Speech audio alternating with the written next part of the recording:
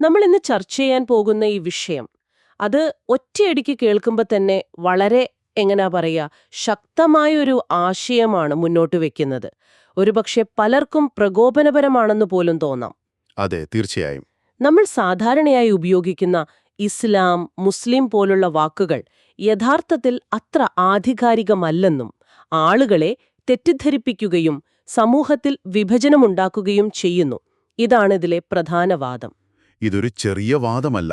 കാരണം ഈ സ്രോതസ്സ് പറയുന്നത് ഈ വാക്കുകളുടെ ഉപയോഗം കാരണം ഒരു സമൂഹം ആഗോളതലത്തിൽ സ്വാധീനം ചെലുത്തുന്നതിന് പകരം അപ്രസക്തവും ഒറ്റപ്പെട്ടതുമായൊരവസ്ഥയിലേക്ക് ഒതുങ്ങിപ്പോകുന്നു എന്നാണ്. ഇത് വെറുമൊരു അഭിപ്രായമായിട്ട് തള്ളിക്കളയാനും പറ്റില്ല. കഴിഞ്ഞ 10 വർഷത്തെ പഠനങ്ങളുടെയും അനുഭവങ്ങളുടെയും വെളിച്ചത്തിലാണ് താൻ ഈ നിഗമനത്തിലെത്തിയതെന്ന് ഇതിന്റെ രചയിതാവ് വളരെ വ്യക്തമായി പറയുന്നുണ്ട്. ശരി, അപ്പോൾ നമുക്ക് ഇതൊന്ന് കീറി മുറിച്ച് പരിശോധിക്കാം. ഈ വാക്കുകൾക്ക് എന്താണ് യഥാർത്ഥത്തിൽ പ്രശ്നം? ഒരു സമൂഹത്തെ നിർവചിക്കുന്ന വാക്കുകൾ എങ്ങനെയാണ് അവർക്കു തന്നെ ഒരു തടസ്സമായി മാറുന്നത്? അതെ, ഇതിന് പരിഹാരമായി എന്തു ചിന്തകളാണ് മുന്നോട്ട് വെക്കുന്നത് എന്നും നമുക്ക് നോക്കണം. അപ്പോൾ ഈ വാദത്തിന്റെ കാതലിലേക്ക് വരാം. ഇസ്ലാം, മുസ്ലിം, ഇസ്ലാമികം, മുസ്ലിം അല്ലാത്തവർ, ഈ വാക്കുകളാണ് പ്രശ്നം എന്ന് പറയുന്നു. സാധാരണഗതിയിൽ നമ്മൾ ഇതിനെ ഒരു മതവിഭാഗത്തെ തിരിച്ചറിയാനുള്ള ലേബലുകളായിട്ടാണല്ലോ കാണുന്നത്. അതെ. പക്ഷെ ഇതിൽ കൂടുതൽ ആഴത്തിലുള്ള ഒരു പ്രശ്നമുണ്ടെന്നാണ് ഈ വാദം. ഈ ലേബലുകൾ എങ്ങനെയാണ് ഒരു മതിലായി മാറുന്നത്?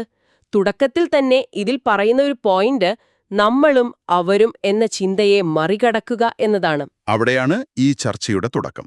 ഏതൊരു ലേബലും അത് സ്വാഭാവികമായും ഒരു അതിർവരമ്പ് സൃഷ്ടിക്കും. ഞാൻ അല്ലെങ്കിൽ ഞങ്ങൾ എന്ന് പറയുമ്പോൾ തന്നെ അവിടെ ഒരു നിങ്ങൾ അല്ലെങ്കിൽ അവർ എന്ന മറുപക്ഷമുണ്ടാകുന്നുണ്ട്, അല്ലേ? ശരിയാണ്. ഈ പോഡ്കാസ്റ്റിൽ പറയുന്നത് മുസ്ലിം എന്ന ലേബൽ ഒരു പ്രത്യേക സമൂഹത്തെ നിർവചിക്കുമ്പോൾ അത് അവരെ ലോകത്തിലെ മറ്റുള്ളവരിൽ നിന്ന് സ്വാഭാവികമായും വേർതിരിക്കുന്നു എന്നാണ്. അതൊരു സാമൂഹിക യാഥാർത്ഥ്യമാണ്. അതെ.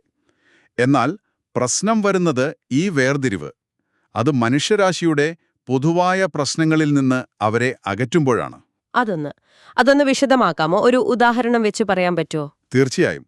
ഇപ്പോ നമുക്ക് കാലാവസ്ഥാ വ്യതിയാനം എന്ന വിഷയമെടുക്കാം. ഓക്കെ. അത് ഏതെങ്കിലും ഒരു രാജ്യത്തിന്റെയോ മതവിഭാഗത്തിന്റെയോ മാത്രം പ്രശ്നമല്ലല്ലോ. മനുഷ്യരാശി ഒന്നടങ്കം നേരിടുന്ന ഒരു വലിയ പ്രതിസന്ധിയാണ്. അതെ. എന്നാൽ മുസ്ലിം എന്ന ലേബലിൽ ഒതുങ്ങിപ്പോകുന്ന ഒരു സമൂഹം മുസ്ലിം ലോകം നേരിടുന്ന പ്രശ്നങ്ങൾ എന്ന രീതിയിൽ മാത്രം ചിന്തിക്കാൻ തുടങ്ങിയാൽ എന്ത് സംഭവിക്കും? അവരുടെ ശ്രദ്ധ അങ്ങോട്ട് മാത്രം ചുരുങ്ങും. അതെ, അവരുടെ ഊർജവും ശ്രദ്ധയും ആ ലേബലിന്റെ അതിരുകൾക്കുള്ളിൽ തളച്ചിടപ്പെടും. കാലാവസ്ഥാ വ്യതിയാനം ഒരു മുസ്ലിം പ്രശ്നമല്ലാത്തതുകൊണ്ട് ഒരുപക്ഷെ അതിനത്ര പ്രാധാന്യം കൊടുക്കാതെ പോയേക്കാം. ഇങ്ങനെയാണ് പൊതുവായ മാനുഷിക പ്രശ്നങ്ങളിൽ നിന്ന് ഈ ലേബൽ അവരെ അകറ്റി നിർത്തുന്നത് എന്നാണ് ഈ വാദത്തിന്റെ ഒരു പ്രധാന വശം. പക്ഷേ അവിടെ ഒരു മറുവാദമില്ലേ? മുസ്ലിം എന്ന ഐഡന്റിറ്റി ഒരു സമൂഹത്തിന് നൽകുന്ന ഒരുമയും ഒരു തരം സുരക്ഷിതത്വബോധവുമില്ലേ? പൊതുവായ ഒരു സ്വത്വം എന്നത് ഒരു ശക്തിയല്ലേ? തീർച്ചയായുമുണ്ട്. ആ ലേബൽ ഉപേക്ഷിക്കുന്നത് ഒരു സമൂഹത്തിന്റെ സാംസ്കാരികവും ചരിത്രപരവുമായ വേരുകൾ നഷ്ടപ്പെടുത്തുന്നതിന് തുല്യമാകില്ലേ? വളരെ വളരെ പ്രസക്തമായ ഒരു ചോദ്യമാണത്. ഈ പോഡ്കാസ്റ്റിന്റെ രചയിതാവ് ഐഡന്റിറ്റി പൂർണ്ണമായി ഉപേക്ഷിക്കാൻ പറയുന്നില്ല, മറിച്ച് അതിന്റെ നിർവചനത്തെ ഒന്ന് പുനഃപരിശോധിക്കാനാണ് ആവശ്യപ്പെടുന്നത്. അവിടെയാണ് നമ്മൾ അടുത്ത പോയിന്റിലേക്ക് വരുന്നത്. സിദ്ധാന്തങ്ങളുടെ സ്വേച്ഛാധിപത്യം. The tyranny of doctrine. അത് വളരെ ശക്തമായൊരു പ്രയോഗമാണല്ലേ? വളരെ ശക്തമായൊരു പ്രയോഗം തന്നെയാണത്. കേൾക്കുമ്പോൾ തന്നെ ഒരു നെഗറ്റീവ് ഫീലുണ്ട്. അതെ. എന്താണ് അതുകൊണ്ട് ഉദ്ദേശിക്കുന്നത്? സിദ്ധാന്തങ്ങൾ എപ്പോഴാണ് ഒരു സ്വേച്ഛാധിപതിയെപ്പോലെ ആകുന്നത്? സിദ്ധാന്തങ്ങൾ ഒരു വഴികാട്ടിയായി പ്രവർത്തിക്കുന്നതിന് പകരം ഒരു ജയിലറായി മാറുമ്പോൾ. അതായത് ഈ നമ്മൾ എന്ന ഐഡന്റിറ്റിയെ സംരക്ഷിക്കാൻ വേണ്ടി മാത്രം നമ്മൾ ചില സിദ്ധാന്തങ്ങളെയും നിയമങ്ങളെയും യാഥാർത്ഥ്യവുമായൊരു ബന്ധവുമില്ലാതെ മുറുകെ പിടിക്കാൻ തുടങ്ങും. ഓക്കെ. അപ്പോൾ സിദ്ധാന്തങ്ങൾ മനുഷ്യന്റെ നന്മയ്ക്കോ ലോകത്തിന്റെ പുരോഗതിക്കോ വേണ്ടി നിലനിൽക്കുന്നതിന് പകരം ആ ലേബലിനെ സംരക്ഷിക്കാൻ വേണ്ടിയുള്ള ഒരു ആയുധമായി മാറും. അപ്പോൾ മാറുന്ന ലോകത്തിന്റെ യാഥാർത്ഥ്യങ്ങളെ കാണുന്നതിൽ നിന്ന് ഈ സിദ്ധാന്തങ്ങൾ നമ്മളെ തടയുന്നു എന്നാണോ പറഞ്ഞു വരുന്നത്? കൃത്യമായി പറഞ്ഞാൽ അവ തന്നെ. ഒരു ഉദാഹരണം പറഞ്ഞാൽ, ഈ പരിസ്ഥിതി സംരക്ഷണം പോലുള്ള ഒരു പുതിയ വെല്ലുവിളി വരുമ്പോൾ ഇത് ഞങ്ങളുടെ മതഗ്രന്ഥത്തിൽ നൂറ്റാണ്ടുകൾക്ക് മുൻപ് ഇങ്ങനെ നേരിട്ട് പറഞ്ഞിട്ടില്ല എന്ന വാദത്തിൽ കുടുങ്ങിപ്പോകുന്നത് ഈ സ്വേച്ഛാധിപത്യത്തിന്റെ ഒരു ലക്ഷണമാണ്. ശരിയാണ്. അവിടെ ആ ഗ്രന്ഥത്തിന്റെ അടിസ്ഥാന തത്വങ്ങളായ കാരുണ്യം, പ്രകൃതിയെ സംരക്ഷിക്കേണ്ടതിന്റെ പ്രാധാന്യം അതൊക്കെ മറന്നിട്ട് അക്ഷരങ്ങളിൽ മാത്രം ശ്രദ്ധ കേന്ദ്രീകരിക്കുന്നു. ഇവിടെ സിദ്ധാന്തം യാഥാർത്ഥ്യത്തെ ഭരിക്കുകയാണ്. യാഥാർത്ഥ്യത്തെ മനസ്സിലാക്കാൻ സിദ്ധാന്തം സഹായിക്കുകയല്ല ചെയ്യുന്നത്. ഒരു ലേബലിനെ സംരക്ഷിക്കാൻ വേണ്ടി മനുഷ്യരാശിയുടെ നിലനിൽപ്പിനെ തന്നെ ബാധിക്കുന്ന ഒരു വിഷയത്തിൽ നിന്ന് മാറി നിൽക്കുന്ന അവസ്ഥ. അതെ, അതാണ് സിദ്ധാന്തങ്ങളുടെ സ്വേച്ഛാധിപത്യം. ഇത് വളരെ ആഴത്തിൽ ചിന്തിക്കേണ്ട ഒരു കാര്യമാണ്. അപ്പോൾ ഈ ഒരു കെണിയിൽ നിന്ന് പുറത്തു കടക്കാനാണ് അടുത്ത പോയിന്റുകളായ നമ്മുടെ പൊതുവായ വെല്ലുവിളികളെ നേരിടുക, സാർവത്രിക മൂല്യങ്ങളും സാർവത്രിക ആശങ്കകളും എന്നിവയൊക്കെ പ്രേരിപ്പിക്കുന്നത് എന്ന് തോന്നുന്നു. അതെ, ഈ പോഡ്കാസ്റ്റ് മുന്നോട്ട് വയ്ക്കുന്ന പ്രധാന ആശയം അതാണ്. മുസ്ലിം ഐഡന്റിറ്റി എന്നതിലുപരി മാനവികത എന്ന വലിയ ഐഡന്റിറ്റിയുടെ ഭാഗമായി സ്വയം കാണുക. ലോകം നേരിടുന്ന ദാരിദ്ര്യം, യുദ്ധം, രോഗങ്ങൾ ഇതൊന്നും ഏതെങ്കിലും ഒരു വിഭാഗത്തിന്റെ മാത്രമല്ല, നമ്മുടെ എല്ലാം പ്രശ്നങ്ങളായി കാണാൻ കഴിയണം. അതിന് സാർവത്രികമായ മൂല്യങ്ങളിൽ ശ്രദ്ധ കേന്ദ്രീകരിക്കണം. അതെ, സ്നേഹം, നീതി, സമാധാനം, കാരുണ്യം ഈ മൂല്യങ്ങളിലൊക്കെ ശ്രദ്ധ കേന്ദ്രീകരിക്കണം. ഇതൊന്നും ഏതെങ്കിലും ഒരു മതത്തിന്റെ മാത്രം കുത്തകയല്ലല്ലോ. ഇവിടെയാണ് കാര്യങ്ങൾ ശരിക്കും എനിക്ക് തോന്നുന്നു കൂടുതൽ സങ്കീർണമാകുന്നത്. വെളിപാടുകളെ യാഥാർത്ഥ്യവുമായി പൊരുത്തപ്പെടുത്തുക എന്നൊരാശയം ഇതിൽ പറയുന്നുണ്ട്. റീകൺസൈലിംഗ് റെവലേഷൻ വിത്ത് റിയാലിറ്റി.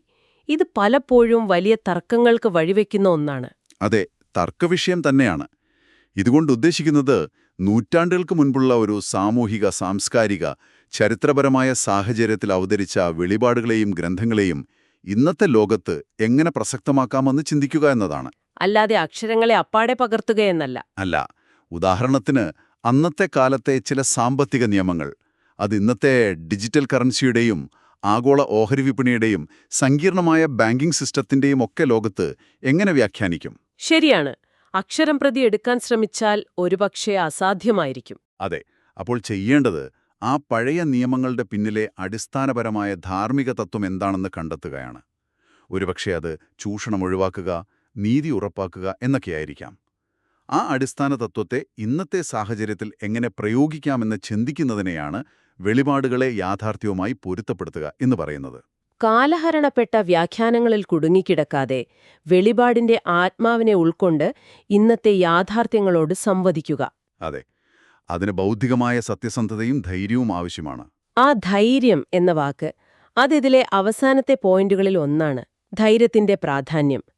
നിലവിലുള്ള ചിന്താരീതികളെ, ഒരു സമൂഹം നൂറ്റാണ്ടുകളായി ശരിയെന്ന് വിശ്വസിച്ചു പോന്ന കാര്യങ്ങളെ ചോദ്യം ചെയ്യാൻ അസാധാരണമായ ധൈര്യം തന്നെ വേണം. തീർച്ചയായും വേണം. കാരണം നിങ്ങൾ ചോദ്യം ചെയ്യുന്നത് ഒരു ലേബലിനെ മാത്രമല്ല, ലക്ഷക്കണക്കിന് മനുഷ്യരുടെ സ്വത്വത്തെയും അവരുടെ ലോകവീക്ഷണത്തെയുമാണ്. ശരിയാണ്. ഞാനൊരു മുസ്ലിമാണ് എന്ന അഭിമാനത്തോടെ പറയുന്നതിൽ എന്താണ് തെറ്റ് എന്നാർക്കും സ്വാഭാവികമായും തോന്നാം. എന്നാൽ ഈ സ്രോതസ്സ് പറയുന്നത് ആ ചോദ്യം ചോദിക്കാനല്ല, മറിച്ച് ആ ലേബൽ നിങ്ങളെ ഒരു വലിയ ലോകത്തിൽ നിന്ന് എങ്ങനെ അകറ്റുന്നു, നിങ്ങളുടെ സാധ്യതകളെ എങ്ങനെ പരിമിതപ്പെടുത്തുന്നു എന്ന് ചിന്തിക്കും എന്നാണ്. അതൊരു ആഴത്തിലുള്ള ചിന്തയ്ക്കുള്ള ആഹ്വാനമാണ്. അതെ, മറ്റുള്ളവരെന്തു വിചാരിക്കും, സമൂഹം എങ്ങനെ പ്രതികരിക്കും എന്ന ഭയമില്ലാതെ സത്യസന്ധമായി ഈ വിഷയത്തെ സമീപിക്കാനുള്ള ധൈര്യത്തെക്കുറിച്ചാണ് ഇവിടെ സംസാരിക്കുന്നത്. ക്ഷമിക്കണം, ഞാനൊന്ന് ചോദിച്ചോട്ടെ. ഈ വാദങ്ങൾക്ക് എന്തെങ്കിലും അക്കാദമികമായ അടിത്തറയുണ്ടോ? അതോ ഇത് കേവലം ഒരാളുടെ വ്യക്തിപരമായ അഭിപ്രായമാണോ? നല്ല ചോദ്യമാണ്. ഇത് വെറുമൊരു തോന്നലല്ല, മറിച്ച് ഗൗരവമായ പഠനത്തിന്റെ പിൻബലമുണ്ടെന്ന് സ്ഥാപിക്കാൻ രചയിതാവ് ശ്രമിക്കുന്നുണ്ട്. അതിലൊന്ന് വിൽഫ്രഡ് കാൻഡ്വെൽ സ്മിത്തിന്റെ the meaning and end of religion എന്ന പ്രശസ്തമായ പുസ്തകമാണ്. വിൽഫ്രഡ് കാൻഡ്വെൽ സ്മിത്ത്, അദ്ദേഹത്തിന്റെ പുസ്തകത്തിനിവിടെ എന്താണ് പ്രസക്തി? അദ്ദേഹം മതങ്ങളെക്കുറിച്ച് പഠിക്കുന്ന ഒരു കനേഡിയൻ പണ്ഡിതനായിരുന്നു. അദ്ദേഹത്തിന്റെ പ്രധാന വാദം നമ്മളിന്ന് കാണുന്ന മതം അഥവാ റിലീജിയൻ എന്ന ആശയം, അതായത് കൃത്യമായ നിയമങ്ങളും അതിരുകളുമുള്ളൊരു വ്യവസ്ഥ എന്ന ചിന്ത, അത് താരതമ്യേന പുതിയ ഒന്നാണെന്നാണ്. പണ്ടുകാലത്ത് മനുഷ്യർക്കുണ്ടായിരുന്നത് വിശ്വാസം അഥവാ ഫെയ്ത്ത് എന്ന വ്യക്തിപരമായ ആഴത്തിലുള്ളൊരു അനുഭവമായിരുന്നു. കാലക്രമേണ ഈ വ്യക്തിപരമായ വിശ്വാസങ്ങളെ നമ്മൾ ഇസ്ലാം, ക്രിസ്തുമതം എന്നിങ്ങനെയുള്ള പെട്ടികളിലാക്കി അടച്ചു. ഈ പോഡ്കാസ്റ്റിലെ വാദവും അതുമായി ചേർന്നു പോകുന്നുണ്ട്. അപ്പോൾ ഇസ്ലാം എന്ന ലേബലിനപ്പുറം ആ വാക്കിന്റെ മൂലമായ സമർപ്പണം എന്ന അനുഭവത്തിലേക്ക് തിരിച്ചുപോകാനാണ് പറയുന്നത്. അതെ, ഖുറാനിലെ ഒരു മൂലപദത്തെക്കുറിച്ചും ഇതിൽ പറയുന്നുണ്ട്. അസ്ലമ യുസ്ലിമു എന്ന മൂലപദത്തിന്റെ 72 പ്രയോഗങ്ങളെക്കുറിച്ച് താൻ പഠിച്ചിട്ടുണ്ടെന്ന് രചയിതാവ് പറയുന്നു. അദ്ദേഹത്തിന്റെ വാദമനുസരിച്ച് ഈ വാക്ക് ഖുറാനിൽ ഉപയോഗിച്ചിരിക്കുന്നത് ഒരു പ്രത്യേക മതവിഭാഗത്തെ സൂചിപ്പിക്കാനല്ല, മറിച്ച് ദൈവത്തിനു മുന്നിൽ സ്വയം സമർപ്പിക്കുന്ന ഒരവസ്ഥയെ അല്ലെങ്കിൽ മനോഭാവത്തെ കാണിക്കാനാണ്. അത് ആർക്കും സാധ്യമാകുന്ന ഒന്നാണ്. പിൽക്കാലത്താണ് അതൊരു പ്രത്യേക ഐഡന്റിറ്റിയുടെ പേരായി മാറിയത്. അതെ. അപ്പോ മൂലഗ്രന്ഥത്തിന്റെ അടിസ്ഥാനത്തിൽ പോലും ഈ ലേബലുകൾക്ക് പ്രശ്നമുണ്ടെന്നാണ് അദ്ദേഹം പറയാൻ ശ്രമിക്കുന്നത്. അപ്പോൾ ഇതിന്റെ എല്ലാം ഒരു ആകത്തുക എന്താണ്? ഒരു വശത്ത് സ്വത്വത്തെ നിർവചിക്കാൻ സഹായിക്കുന്ന വാക്കുകൾ, മറുവശത്ത് അതേ വാക്കുകൾ തന്നെ ഒരു സമൂഹത്തെ ഒറ്റപ്പെടുത്തുകയും അവരുടെ വളർച്ചയെ തടയുകയും ചെയ്യുന്നു. ഇത് പരിഹരിക്കാൻ പ്രായോഗികമായി എന്ത് ചെയ്യാൻ പറ്റും? മെച്ചപ്പെട്ട ഭാവിക്കായി പ്രായോഗിക ആശയങ്ങൾ എന്നൊരു ഭാഗം ഇതിൽ ചർച്ച ചെയ്യുന്നുണ്ടെന്ന് പറയുന്നുണ്ട്. അതായത് ഇത് കേവലം ഒരു താത്വികமான ചർച്ചയിൽ ഒതുങ്ങുന്നില്ല എന്നതിന്റെ സൂചനയാണത്.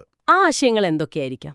ഒരുപക്ഷേ നമ്മുടെ സംഭാഷണങ്ങളുടെ ഭാഷ മാറ്റുക എന്നതായിരിക്കാം. മുസ്ലിം പ്രശ്നം എന്ന് പറയുന്നതിനു പകരം ദാരിദ്ര്യമനുഭവിക്കുന്ന മനുഷ്യരുടെ പ്രശ്നം എന്ന് പറയുക. ഇസ്ലാമിക ബാങ്കിംഗ് എന്നതിനപ്പുറം ചൂഷണരഹിതമായ സാമ്പത്തിക വ്യവസ്ഥ എന്ന ആശയത്തിൽ ശ്രദ്ധിക്കുക.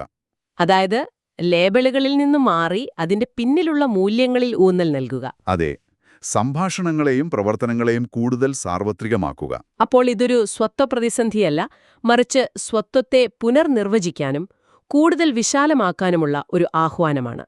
ഒരു ചെറിയ കുളത്തിൽ നിന്ന് ഒരു വലിയ സമുദ്രത്തിന്റെ ഭാഗമാകാനുള്ള ക്ഷണം പോലെ. കൃത്യമായി പറഞ്ഞാൽ അതുതന്നെ. ഈ വാദത്തിന്റെ കാതലിതാണ്. ഒരു സമൂഹം സ്വയം അടയാളപ്പെടുത്താൻ ഉപയോഗിക്കുന്ന വാക്കുകൾ അവരെ ലോകത്തിനു മുന്നിൽ പ്രസക്തരാക്കുകയാണോ അതോ അപ്രസക്തരാക്കുകയാണോ ചെയ്യുന്നത്? ഈ ലേബലുകൾ അവരെ ലോകവുമായി ബന്ധിപ്പിക്കുകയാണോ അതോ ഒറ്റപ്പെടുത്തുകയാണോ? ഈ ചോദ്യങ്ങൾക്കുള്ള ഉത്തരം കണ്ടെത്താനുള്ള ഒരു യാത്രയാണ് ഈ സ്രോതസ് മുന്നോട്ട് വയ്ക്കുന്നത്. ഇന്ന് നമ്മൾ ചർച്ച ചെയ്ത ഈ ആശയം ഇസ്ലാം, മുസ്ലിം തുടങ്ങിയ വാക്കുകളുടെ ഉപയോഗത്തെക്കുറിച്ചുള്ള വളരെ വ്യത്യസ്തമായൊരു കാഴ്ചപ്പാടാണ് നിങ്ങൾക്ക് മുന്നിൽ വെച്ചത്. ഒരു പ്രത്യേക ഐഡന്റിറ്റിയുടെ സുരക്ഷിതത്വത്തിൽ ഒതുങ്ങുന്നത് ഒരു സമൂഹത്തെ ആഗോളതലത്തിൽ എങ്ങനെ അപ്രസക്തവും ഒറ്റപ്പെട്ടതുമാക്കാം എന്നാണ് ഈ വാദത്തിന്റെ കാതൽ. അതെ, ഇതിലെ പ്രധാന ആശയം ലേബലുകൾക്കും നിർവചനങ്ങൾക്കും അപ്പുറം കടന്ന് സാർവത്രികമായ മൂല്യങ്ങളിലും ലോകം നേരിടുന്ന പൊതുവായ വെല്ലുവിളികളിലും ശ്രദ്ധ കേന്ദ്രീകരിക്കേണ്ടതിന്റെ ആവശ്യകതയാണ്. ഇത് നിലവിലുള്ള ചിന്താരീതികളെ ധൈര്യപൂർവ്വം ചോദ്യം ചെയ്യാൻ പ്രേരിപ്പിക്കുന്ന ഒന്നാണ്. തീർച്ചയായും. ഒരു വ്യക്തിയുടെയോ സമൂഹത്തിന്റെയോ യഥാർത്ഥ സ്വത്വം അതിന്റെ ലേബലുകളിലാണോ അതോ അതിന്റെ പ്രവൃത്തികളിലും മൂല്യങ്ങളിലുമാണോ കുടികൊള്ളുന്നത് എന്ന അടിസ്ഥാനപരമായൊരു ചോദ്യം ഇത് ഉയർത്തുന്നുണ്ട്. ഈ ചർച്ച അവസാനിപ്പിക്കുമ്പോൾ നിങ്ങൾക്ക് ചിന്തിക്കാൻ ഒരു ചോദ്യം നൽകാം. നമ്മൾ നമ്മളെ തന്നെയും മറ്റുള്ളവരെയും നിർവചിക്കാൻ ഉപയോഗിക്കുന്ന വാക്കുകൾ, അത് മതപരമോ രാഷ്ട്രീയമോ സാംസ്കാരികമോ ആകട്ടെ, ആ വാക്കുകൾ നമ്മുടെ ലോകവീക്ഷണത്തെയും ഈ ലോകത്തിലെ നമ്മുടെ സ്ഥാനത്തെയും എത്രത്തോളം സ്വാധീനിക്കുന്നുണ്ട്? ആ വാക്കുകൾ നമുക്ക് ചുറ്റും മതിലുകൾ പണിയുകയാണോ അതോ പാലങ്ങൾ നിർമ്മിക്കുകയാണോ ചെയ്യുന്നത്?